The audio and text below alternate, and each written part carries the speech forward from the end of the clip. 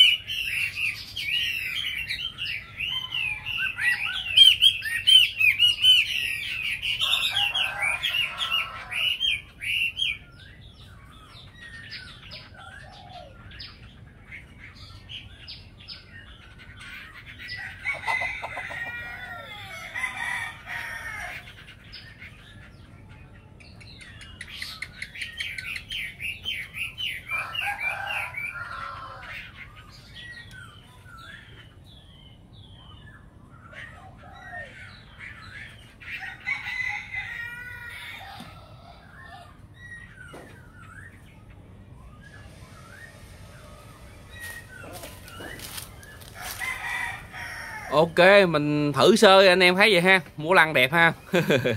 Giờ chắc phí khác rồi, không còn như trước đâu nha cả nhà. Đó rồi mình nói hên xui cho anh em không chịu thôi chứ giờ sao giờ. Chờ ha, chờ ngày căng lửa đó nha.